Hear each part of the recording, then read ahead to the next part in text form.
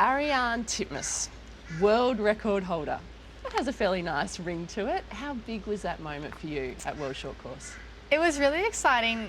To be honest, it was kind of unexpected. I never thought that my first world record would be short course. Turns and dives are something that not my best, but you know, with someone like Katie in my events, I knew that breaking a long course world record isn't something that is going to happen soon if she's still in the sport. So you know, to break a world record, even though it's short course, was really exciting. And leading into short course, Dean and I discussed it. We thought, you know, it is reachable if you look at your long course time and convert it to short course. You know, you can do it. And I put some good work in the last 6 weeks before Worlds in China, and yeah, it was really exciting to do that. It was really unexpected. I can't believe how fast last year went, but to finish it off like that was great.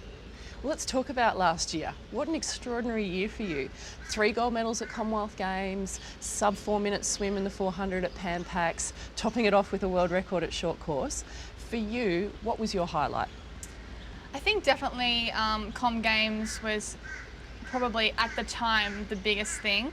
But for me, I think the elation of breaking 4 minutes in the 400 probably had the biggest effect on me. I still think about like the fact that only 2 other women in the world have done that, and you know, at Com Games obviously it's a big thing to win a gold medal there, but you know, a lot of people have done that, but to do something that not many people have done in my sport is, you know, I feel pretty privileged to do, and I know that Dean and I put in so much hard work for that. And I'll never forget, after I did that race, when I was getting out of the pool, he was like waiting at the ladder for me, and I just gave him a big hug, and that's probably the highlight of my year last year. Out of everything, the world records in China and Com Games, I think just that feeling, knowing that we'd done something really great, was probably the most special.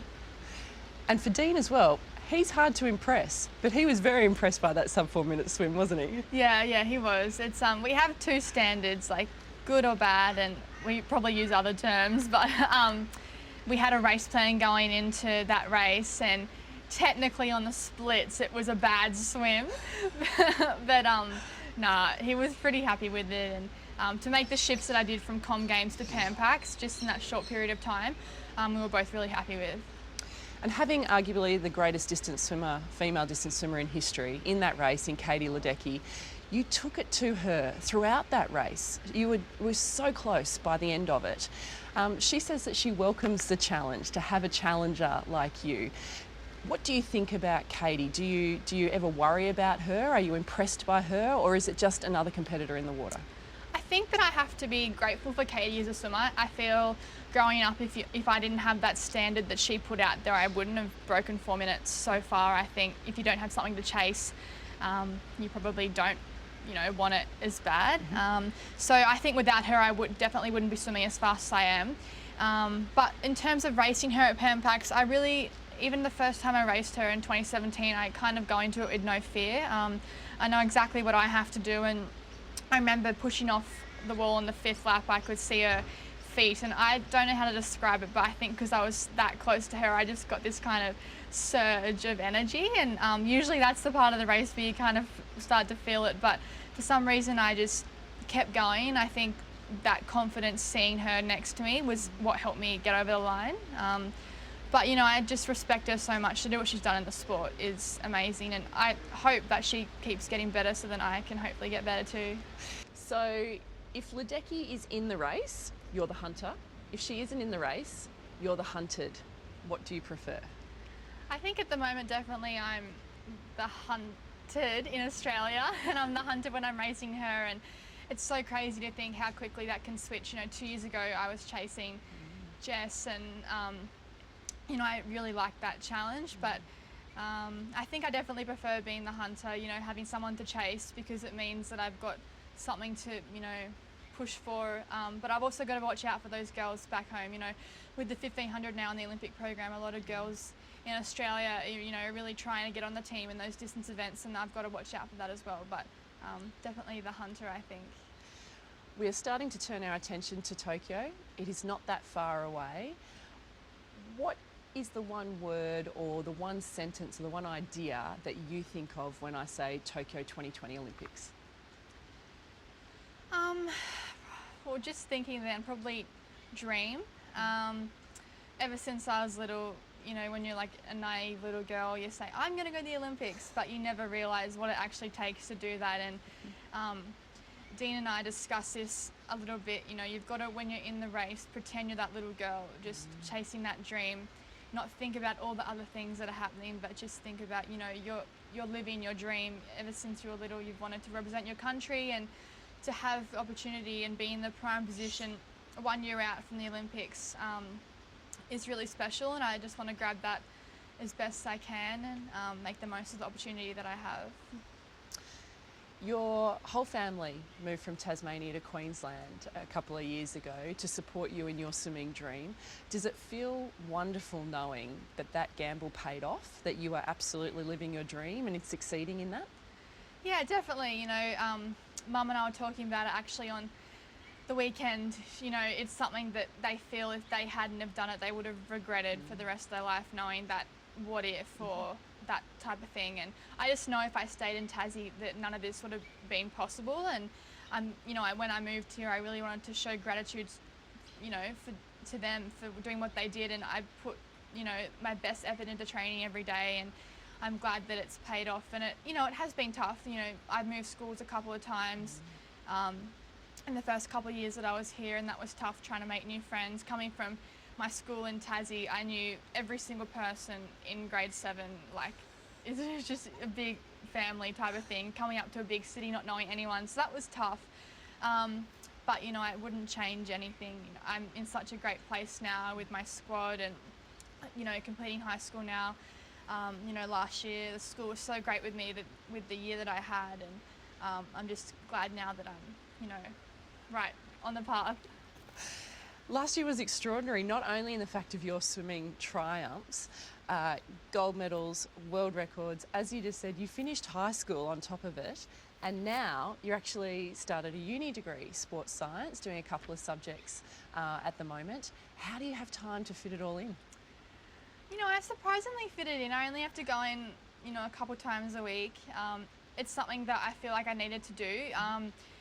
I think if I was just training this year, swimming would consume me too much. I think I need that balance. I'm lucky that I love swimming, and I feel if, you know, even if I didn't do uni, I probably wouldn't care that much. But I think I just needed to have something else in my life to keep me occupied. Especially with like the Olympics coming up, I don't want to put too much pressure on myself with that. So uni's good to keep something else on my mind, and I'm enjoying it. You know, it's involving sport, which is something that I obviously love, and yeah, hopefully I keep going with it. Everyone that I speak to, and I mention the name Ariarne Titmus, they immediately connect that with hard work. You're one of the hardest workers out there. Is that where you get your confidence from, knowing that you have such an incredible work ethic? Yeah, definitely. I think going into a race at major meets, I never have to worry about what if, oh, I wish I had done this. I know going into a race, what I've done in training gives me the confidence that I can perform. And before Com Games, before the 400 final, my warm-up was absolutely terrible. I felt shocking, and Dean just sat me down and said, think of all the sessions you've done, think of all the times you did in training, and trust that. And you know, I did a pretty good race, so I think I just have to think about that. Now, with a nickname like Arnie, we would think that you are unstoppable and fearless. But I did notice on your Instagram a little while ago at a training camp in Thailand that you found your Achilles heel in bugs, spiders. Oh my God. What happened? Okay, everyone that knows me knows that I'm absolutely petrified of like literally every animal but like a puppy. So we had to go in Thailand on this big hike up this mountain in like 35 degrees, like humidity. It was terrible. And the lady that took us, one of the parents, she loves it. She's like, oh, I've seen a few snakes up there, and I'm petrified of snakes and spiders and everything. And we started walking. We weren't even on like the hike track yet, and I'd already started crying.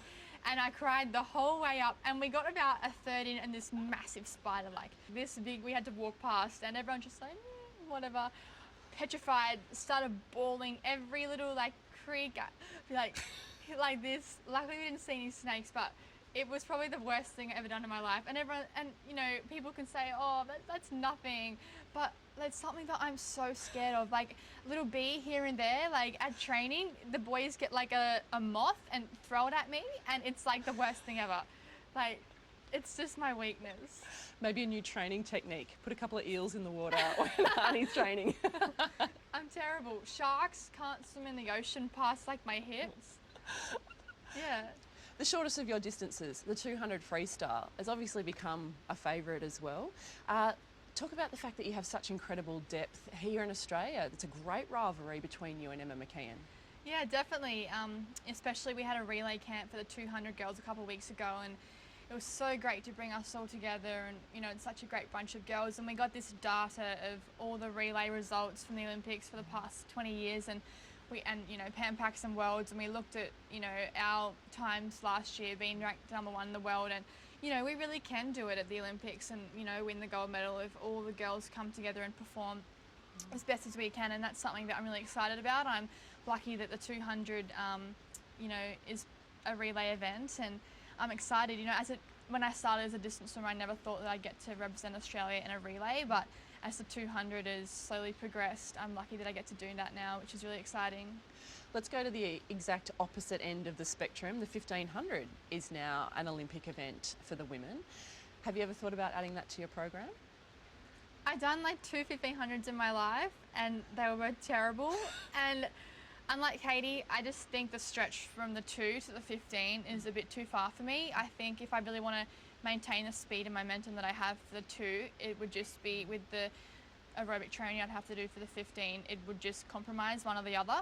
And because the 200 is something that has really come on lately, I want to try and focus on that. I think you've got enough events going at the moment.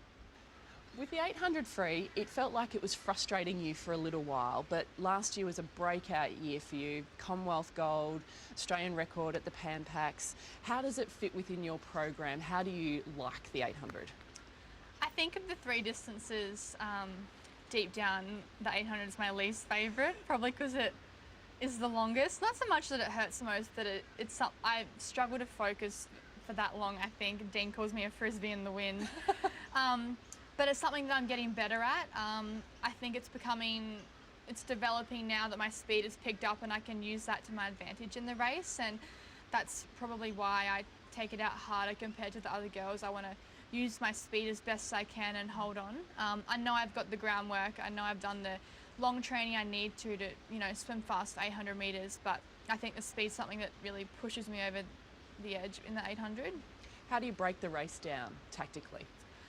I think, you know, I do look at it as 4 2s, but I don't know, I have to worry about the 500 and the 600 is the area that I have never quite got completely right, and that's something that I'm trying to work on. I kind of drift off a little bit, and I need to fix that if I want to, you know, get under that 8:15 mark, which is, you know, that's going to have to be the time that I believe you have to do to win a medal at the Olympics.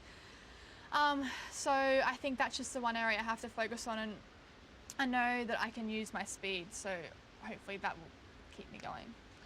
The 800 domestically is probably quite a different race for you than the 800 internationally. The 800 domestically, as we've spoken about, you are very much out on your own, so you've got to swim your own race. Do you think about domestically it's a chance to just focus on yourself and not worry about anyone else in the pool? Yeah, definitely. I think, especially at trials last year, it was more about my race plan and practicing that for Com Games, and that frustrated me, you know, missing, you know, the 8:20 barrier both times, but that's okay. It's okay. But I do feel that this year there's going to be a few more girls up there with me. I know that a lot of them are doing some long training for the 15. I think that's going to definitely help the 800 as well. So I'm not thinking that I'm going to be out far in front. You know, I know there's a lot of tough girls coming up, and I'm excited for that. Do you like the fact that the 800 is on the first day? Yeah, I think it's good for me mentally to get it, you know, have a fresh mind for the 8 and get it done. You know, it means I can narrow my focus into that race, and I think that's good for me. I know that at the moment you're not considering adding the 1500 to your program, but what do you think about the fact that it's now an Olympic event for women? I think it's good that we both have men and women both have the same opportunity to race, you know, the 1500.